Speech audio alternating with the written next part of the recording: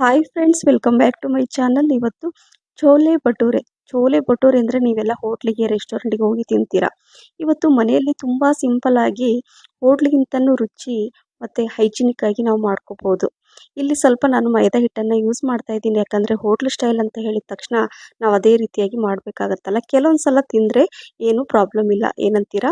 ಈ ಚೋಲೆ ಭಟೂರೆ ನೀವು ತಿಂತಾ ಇದ್ದರೆ ನಿಜವಾಗ್ಲೂ ಹೇಳ್ತಾ ಇದ್ದೀನಿ, ಪದೇ ಪದೇ ಮಾಡಿ ತಿಂತೀರಾ. ಆದರೆ ಇದು ಯಾವಾಗಾದರೂ ಒಂದ್ಸಲ ಮಾಡಿ ತಿನ್ನಿ, ಬಾಯಿಗೂ ರುಚಿ, ಆಮೇಲೆ ಖುಷಿ ಕೂಡ ಆಗುತ್ತೆ. ಹೊರಗಡೆ ತಿನ್ನೋದಕ್ಕಿಂತ ನಾವು ಮನೆಯಲ್ಲೇ ಈ ರೀತಿ ಮಾಡಿ ತಿನ್ನೋದು ಒಳ್ಳೆಯದು, ಏನಂತೀರಾ?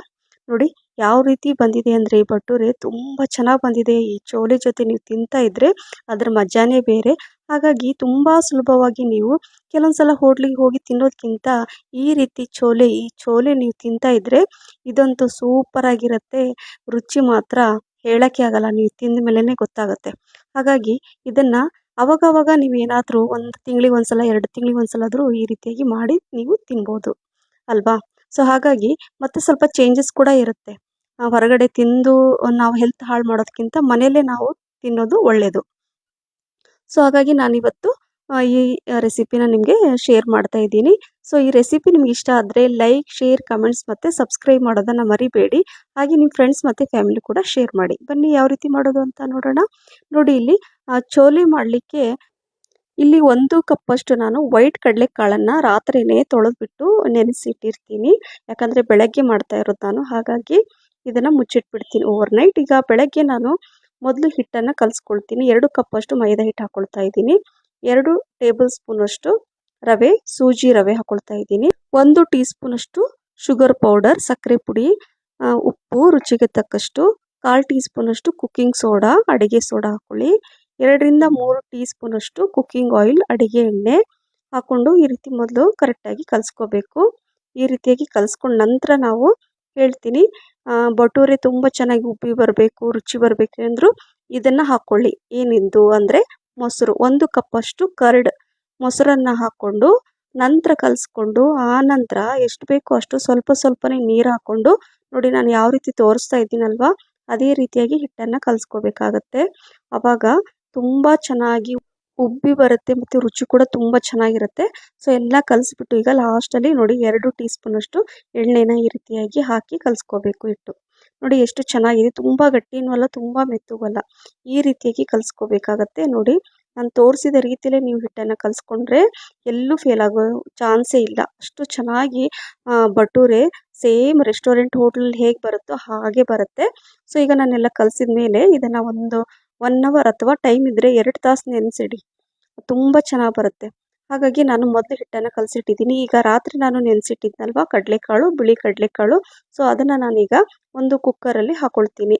ಮೊದಲು ನಾನು ಚೋಲೆನ ಮಾಡ್ಕೊಳ್ತೀನಿ, ಆ ನಂತರ ಬಿಸಿ ಬಿಸಿ ಈ ಭಟೂರೆ ಮಾಡ್ಕೊಂಡು ತಿಂತಾನೆ ಇರ್ತೀರಾ. ಈಗ ನಾನು ಒಂದು ಕುಕ್ಕರಲ್ಲಿ ನೀರೆಲ್ಲ ತೆಗೆದುಬಿಟ್ಟು ಈ ಚೋಲೆ ಮಾಡಲಿಕ್ಕೆ ನಾನು ರೆಡಿ ಮಾಡ್ಕೊಳ್ತಾ ಇದ್ದೀನಿ. ಸೊ ಈಗ ಕಡಲೆಕಾಳನ್ನು ಹಾಕ್ಕೊಂಡು ಅರ್ಧ ಗ್ಲಾಸಷ್ಟು ನೀರನ್ನು ಹಾಕ್ಕೊಳ್ತಾ ಇದ್ದೀನಿ. ನೋಡಿ ಈಗ ನೀರು ಹಾಕ್ಕೊಂಡು ಇಲ್ಲಿ ನೋಡಿ ಟೀ ಪುಡಿ ಪೌಚ್ ಇತ್ತು, ಅದನ್ನು ಹಾಕ್ಕೊಂಡಿದ್ದೀನಿ. 1 ಚಿಟಿಕೆಯಷ್ಟು ಕುಕ್ಕಿಂಗ್ ಸೋಡಾ, ಆಮೇಲೆ ಸ್ವಲ್ಪ ಚಕ್ಕೆ, ಉಪ್ಪು ಇದನ್ನು ಹಾಕ್ಕೊಳ್ಳಿ.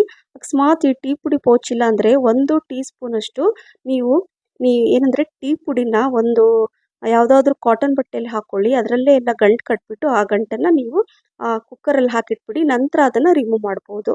ಸೊ ಯಾವುದಾದ್ರೂ ಮಾಡ್ಬೋದು, ಬಟ್ ಕಲರ್ ತುಂಬ ಚೆನ್ನಾಗಿ ಇರುತ್ತಲ್ವ ಚೋಲೆದು, ಹಾಗಾಗಿ ಈ ಟೀ ಪುಡಿನ ನಾವು ಈ ರೀತಿಯಾಗಿ ಹಾಕ್ಕೋಬೇಕು. ಇದೇ ರೀತಿಯಾಗಿ ರೆಸ್ಟೋರೆಂಟ್ ಹೋಟ್ಲಲ್ಲಿ ಮಾಡೋದು. ಸೊ ಈಗ ನಾನು ಅದನ್ನು ಹಾಕಿಬಿಟ್ಟು ಈಗ ನೋಡಿ ಮೀಡಿಯಮ್ ಫ್ಲೇಮಲ್ಲಿ ಇಟ್ಟಿದ್ದೀನಿ.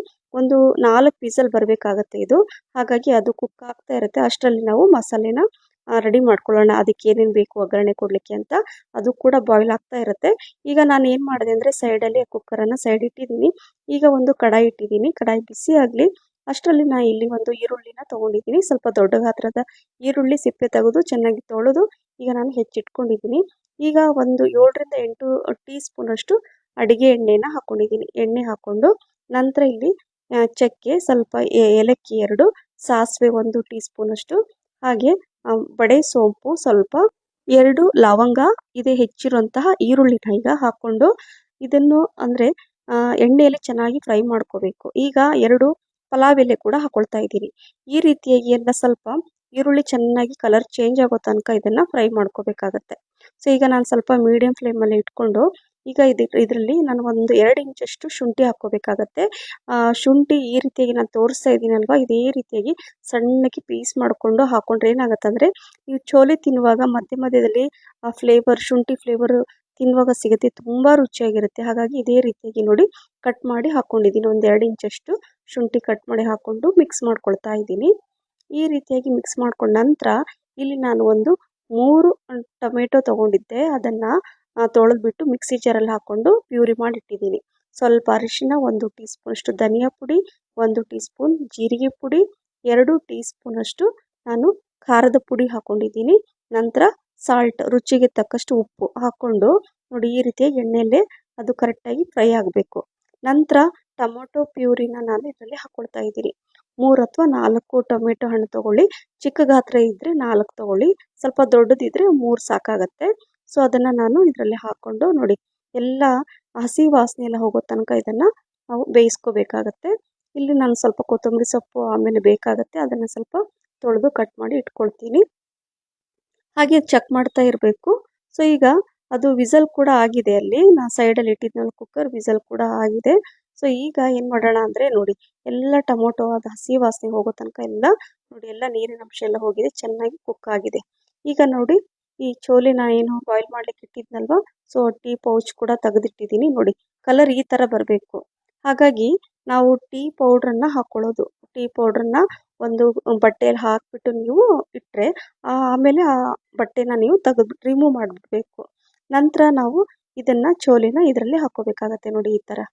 ಸೊ ಈ ಥರ ಹಾಕ್ಕೊಂಡ್ರೆ ಏನಾಗುತ್ತೆ, ಸ್ವಲ್ಪ ಕಲರ್ ನೀವು ರೆಸ್ಟೋರೆಂಟ್ ಹೋಟ್ಲಲ್ಲೆಲ್ಲ ತಿಂತೀರಲ್ಲ, ಸ್ವಲ್ಪ ಅದೇ ಕಲರ್ ಬರುತ್ತೆ, ಅದೇ ರುಚಿ ಬರುತ್ತೆ. ಹಾಗಾಗಿ ಇದೆಲ್ಲ ಫಾಲೋ ಮಾಡಿ ಖಂಡಿತವಾಗ್ಲೂ ನೀವು ಅದಕ್ಕೆ ಹೋಟ್ಲಲ್ಲಿ ತಿಂತೀರಲ್ಲ ಅದಕ್ಕಿಂತ ರುಚಿ ಇರುತ್ತೆ. ಸೊ ಈಗ ಅದು ಹಾಕ್ಕೊಂಡು ಮಿಕ್ಸ್ ಮಾಡ್ಕೊಂಡ ನಂತರ ಲಾಸ್ಟಲ್ಲಿ 1 ಟೀ ಸ್ಪೂನಷ್ಟು ಗರಂ ಮಸಾಲ ಹಾಕ್ಕೊಂಡಿದ್ದೀನಿ. ನೋಡಿ ನೀರು ಎಷ್ಟು ಬೇಕೋ ಅಷ್ಟು ನೋಡಿಕೊಂಡು ನೀವು ಹಾಕ್ಕೋಬೋದು. ಈ ರೀತಿಯಾಗಿ ಕುಕ್ ಆಗ್ತಾ ಇರುತ್ತಲ್ವ, ಸೈಡೆಲ್ಲ ಈ ಥರ ಎಣ್ಣೆ ಬಿಟ್ಕೋಬೇಕು ಸೈಡೆಲ್ಲ.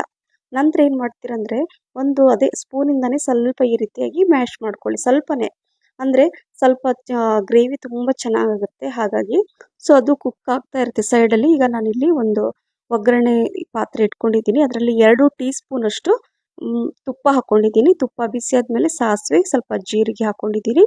ಹಾಗೆ ಸ್ವಲ್ಪ ಇಲ್ಲಿ ನಾನು ಏನಂದರೆ ಬಡೆ ಸೋಂಪು ಹಾಕ್ಕೊಂಡಿದ್ದೀನಿ, ತುಂಬ ಚೆನ್ನಾಗಿರುತ್ತೆ ರುಚಿ. ಹಾಗೆ 4ರಿಂದ 5 ಹಸಿಮೆಣಸಿನ್ಕಾಯಿನ ಉದ್ದಕ್ಕೆ ಹೆಚ್ಕೊಂಡ್ಬಿಟ್ಟು ಹಾಕ್ಕೋಬೇಕು. ಸೊ ಈ ಒಗ್ಗರಣೆ ನಾನು ಈಗ ಇದರಲ್ಲಿ ಹಾಕ್ಕೊಳ್ತೀನಿ. ನೋಡಿ ಲಾಸ್ಟಲ್ಲಿ ಹಾಕ್ಕೋಬೇಕು. ಈ ಥರ ತುಂಬ ಚೆನ್ನಾಗಿ ರುಚಿ ಬರುತ್ತೆ, ತುಂಬ ಚೆನ್ನಾಗಿ ಪರಿಮಳ ಬರುತ್ತೆ. ಹಾಗಾಗಿ ಇದೇ ರೀತಿಯಾಗಿ ನಾನು ಮಾಡಿಕೊಂಡು ಎಲ್ಲ ಮಿಕ್ಸ್ ಮಾಡ್ಕೊಳ್ತಾ ಇದ್ದೀನಿ. ನೋಡಿ ಎಷ್ಟು ಚೆನ್ನಾಗಿ ಬಂದಿದೆ. ಲಾಸ್ಟಲ್ಲಿ ಕೊತ್ತಂಬರಿ ಸೊಪ್ಪು, ಹೆಚ್ಚಿಟ್ಟಿದ್ದ ಕೊತ್ತಂಬರಿ ಸೊಪ್ಪನ್ನು ಹಾಕ್ಕೊಂಡು ನಾನು ಮಿಕ್ಸ್ ಮಾಡ್ಕೊಳ್ತಾ ಇದ್ದೀನಿ. ಸೊ ಇದು ರುಚಿಯಾದ ಈ ಚೋಲೆ ರೆಡಿ ಆಯಿತು. ನೋಡ್ತಾನೆ ತುಂಬ ರುಚಿಯಾಗಿರುತ್ತೆ ರಿಯಲಿ. ನಾನು ಹೇಳಿದ್ನಲ್ಲ ಅದೇ ರೀತಿಯಾಗಿ ಮಾಡಿ, ನಿಮಗೆ ಪದೇ ಪದೇ ಹೇಳ್ತಾ ಇದ್ದೀನಿ. ಸೊ ಈಗ ಇದಾಯಿತು, ಇದನ್ನು ಸೈಡಲ್ಲಿ ಮುಚ್ಚಿಟ್ಬಿಡೋಣ. ಈಗ ಚೋಲೆ ಅಂತೂ ಆಯಿತು. ಈಗ ಭಟೂರೆ ಮಾಡ್ಕೊಳ್ಳೋಣ. ಹೇಳಿದ್ನಲ್ವ, ಭಟೂರೆ ಅಂದರೆ ಸ್ವಲ್ಪ ದೊಡ್ಡದಾಗಿ ಮಾಡಬೇಕಾಗತ್ತೆ. ಹಾಗಾಗಿ ಸ್ವಲ್ಪ ನಾನು ಕಡಾಯಿ ದೊಡ್ಡದಾಗಿ ಇಟ್ಟಿದ್ದೀನಿ. ಎಣ್ಣೆ ಕೂಡ ಹಾಕ್ಕೊಂಡು ಬಿಸಿ ಆಗ್ತಾ ಇರುತ್ತೆ, ಎಣ್ಣೆ ಬಿಸಿ ಆಗಲಿ. ಈಗ ನಾನು ಹಿಟ್ಟನ್ನು ನಾನು ಅಟ್ಲೀಸ್ಟ್ 1.5 ತಾಸಾದರೂ ನಾನು ನೆನೆಲಿಕ್ಕೆ ಇಟ್ಟಿದ್ದೆ. ನೋಡಿ ಈಗ ಚೆನ್ನಾಗಿ ಹಿಟ್ಟು ನೋಡಿ ಎಷ್ಟು ಚೆನ್ನಾಗಿ ಬಂದಿದೆ. ಈ ರೀತಿ ಹಿಟ್ಟು ಚೆನ್ನಾಗಿ ನೆಂದರೆ ತುಂಬ ಚೆನ್ನಾಗಿ ಬರುತ್ತೆ. ಹಾಗಾಗಿ ನೋಡಿ ಈಗ ಸ್ವಲ್ಪ ಈ ಚಪಾತಿ ಹಿಟ್ಟಿಗೆ ನಾವು ತೊಗೊಳ್ತೀವಲ್ಲ ಹಿಟ್ಟು, ಅಷ್ಟೇ ತೊಗೋಬೇಕಾಗತ್ತೆ. ಪೂರಿಗಾದರೆ ಏನಾಗುತ್ತೆ, ಇದರಲ್ಲಿ ಅರ್ಧ ತೊಗೊಳ್ತೀವಿ, ಸ್ವಲ್ಪನೇ. ಇದು ಹಾಗಲ್ಲ, ಸ್ವಲ್ಪ ಹಿಟ್ಟು ಜಾಸ್ತಿನೇ ತೊಗೋಬೇಕು. ನೋಡಿ ಈಗ ಇಷ್ಟು ಹಿಟ್ಟು ತೊಗೊಂಡು ನಾನು ಸ್ವಲ್ಪ ಎಣ್ಣೆ ಹಾಕ್ಕೊಂಡಿದ್ದೀನಿ ಅದೇ ಚಪಾತಿ ಮಣಿ ಮೇಲೆ.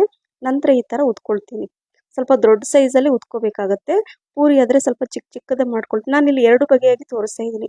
ಸ್ಮಾಲ್ ಸೈಜಲ್ಲಿ ಮತ್ತು ಭಟೂರೆ ಅಂದರೆ ದೊಡ್ಡ ಸೈಜಲ್ಲೂ ಕೂಡ ತೋರಿಸ್ತೀನಿ. ನಿಮ್ಗೆ ಯಾವ ರೀತಿ ಅನುಕೂಲ ಆಗುತ್ತೋ ಆ ರೀತಿಯಾಗಿ ನೀವು ಮಾಡ್ಕೋಬೋದು. ನಾನಿಲ್ಲಿ ಫಸ್ಟು ದೊಡ್ಡ ಸೈಜಲ್ಲಿ ನೋಡಿ ಇಷ್ಟು ಚಪಾತಿ ಅಷ್ಟು ದೊಡ್ಡದಾಗಿ ಉದ್ಕೊಂಡಿದ್ದೆ ನಾನು. ಅದನ್ನು ಈಗ ಈ ಬಿಸಿ ಎಣ್ಣೆಯಲ್ಲಿ ನಾನು ಹಾಕ್ಕೊಂಡು ಫ್ರೈ ಮಾಡ್ಕೊಳ್ತಾ ಇದ್ದೀನಿ. ನೋಡಿ ಈ ರೀತಿಯಾಗಿ ಉಬ್ಬಿ ಬರಬೇಕು, ಆವಾಗಲೇ ಪರ್ಫೆಕ್ಟಾಗಿ ಇದು ಸರಿ ಇದೆ ಹಿಟ್ಟು ಅಂತ. ನೋಡಿದ್ರಲ್ಲ, ತುಂಬ ಬಿಸಿ ಇರಬೇಕು ಎಣ್ಣೆ ಬಿಸಿ ಇರುವಾಗಲೇ ನೀವು ಈ ಪೂರಿನ ಅಂದರೆ ಈ ಭಟೂರಿನ ಹಾಕ್ಕೊಂಡು ಫ್ರೈ ಮಾಡ್ಕೋಬೇಕು. ನೋಡಿ ಎಷ್ಟು ಚೆನ್ನಾಗಿ ಉಬ್ಬಿ ಬರ್ತಾ ಇದೆ, ಪರ್ಫೆಕ್ಟಾಗಿ ಬಂದಿದೆ. ರುಚಿ ಅಂತೂ ಸೂಪರಾಗಿರುತ್ತೆ. ಈ ರೀತಿಯಾಗಿ ಚೋಲೆ ಮಾಡಿ ಇಟ್ಕೊಂಡ್ಬಿಟ್ರೆ ಯಾರು ತಿಂತಾರೋ ಅವ್ರಿಗೆ ಬಿಸಿ ಬಿಸಿ ಈ ಥರ ಭಟೂರೆ ಮಾಡಿ ಕೊಟ್ಬಿಡಿ. 1 ಅಲ್ಲ 2 ತಿಂತಾನೆ ಇರ್ತೀರ. ಹೊಟ್ಟೆ ತುಂಬುತ್ತೆ, ಆದರೆ ಬಾಯಿ ರುಚಿ ಮಾತ್ರ ಇನ್ನೂ ಬೇಕು ಅಂತ ಅನಿಸುತ್ತೆ. ಸೊ ಈಗ ನಾನು ಒಂದು ಫುಲ್ ದೊಡ್ಡ ಸೈಜಲ್ಲಿ ಮಾಡಿ ತೋರಿಸ್ದೆ. ನೀವೇನಾದರೂ ಲಂಚ್ ಬಾಕ್ಸಿಗೆ ಕಟ್ಟಬೇಕಾದ್ರೆ ಈ ರೀತಿಯಾಗಿ ಒಂದು ಮೀಡಿಯಮ್ ಸೈಜಲ್ಲಿ ಈ ಥರ ಮಾಡ್ಕೊಳ್ಳಿ. ಇದೇ ರೀತಿಯಾಗಿ ನಾನು 2 ಬಗೆಯಾಗಿ ತೋರಿಸಿದ್ದೀನಿ. ಒಂದು ದೊಡ್ಡ ಸೈಜಲ್ಲಿ, ಒಂದು ಮೀಡಿಯಮ್ ಸೈಜಲ್ಲಿ ಬಟೂರೆ ತೋರಿಸಿದ್ದೀನಿ. ನಿಮಗೆ ಯಾವ ರೀತಿ ಅನುಕೂಲ ಆಗುತ್ತೋ ಆ ರೀತಿಯಾಗಿ ಮಾಡ್ಕೋಬೋದು. ನೋಡಿದ್ರಲ್ಲ? ಸೊ ಇದೇ ರೀತಿಯಾಗಿ ನಾನು ಎಲ್ಲ ಬಟೂರೆನ ಎಷ್ಟು ಬೇಕೋ ಅಷ್ಟು ಮಾಡಿಕೊಂಡು ನಾನು ಇಟ್ಕೊಳ್ತಾ ಇದ್ದೀನಿ. ಸೊ ನೀವು ಕೂಡ ಇದೇ ರೀತಿಯಾಗಿ ಮಾಡ್ತೀರಲ್ವಾ? ಸೊ ನಿಮಗೆ ಇಷ್ಟ ಆಗಿದೆ ಅಂತ ಅಂದ್ಕೊಂಡಿದ್ದೀನಿ ಫ್ರೆಂಡ್ಸ್. ಯಾರಿಗೆಲ್ಲ ಈ ಚೋಲೆ ಭಟೂರೆ ಇಷ್ಟ ಆಯಿತು ದಯವಿಟ್ಟು ಕಮೆಂಟ್ಸ್ ಮೂಲಕ ತಿಳಿಸಿ. ಮತ್ತೆ ಟ್ರೈ ಮಾಡಿ ಹೇಗೆ ಬಂತು ಅಂತ ಕೂಡ ನನಗೆ ಹೇಳೋದನ್ನು ಮರಿಬೇಡಿ. ನೋಡಿ, ಬಿಸಿ ಬಿಸಿ ಈ ಚೋಲೆ ಜೊತೆ ಈ ಭಟೂರೆ ಎಷ್ಟು ತಿಂತೀರಾ, ತಿಂತಾನೆ ಇರ್ತೀರಾ. ಕೆಲವೊಂದು ಸಲ ಅವಾಗವಾಗ ತುಂಬ ಅಂದರೆ ತಿಂಗಳಿಗೆ ಒಂದ್ಸಲಾದರೂ ನಾವು ಮಾಡಿ ತಿನ್ಬೋದು ಈ ರೀತಿಯಾಗಿ ಅಲ್ವಾ. ಮೈದಾ ಆರೋಗ್ಯಕ್ಕೆ ಒಳ್ಳೆಯದಲ್ಲ ಅಂತ ಎಲ್ಲರೂ ಗೊತ್ತು. ಬಟ್ ಏನು ಮಾಡೋದು, ಹೊರಗಡೆ ತಿನ್ನೋದನ್ನ ಬಿಟ್ಟು ನಾವು ಮನೆಯಲ್ಲೇ ಆವಾಗವಾಗ ತಿಂದರೆ ಏನು ತಪ್ಪಿಲ್ಲ. ಏನಂತೀರಾ? ಸೊ ಈ ರೆಸಿಪಿ ನಿಮಗೆ ಇಷ್ಟ ಆಗಿದೆ ಅಂತ ಅಂದ್ಕೊಂಡಿದ್ದೀನಿ ಫ್ರೆಂಡ್ಸ್.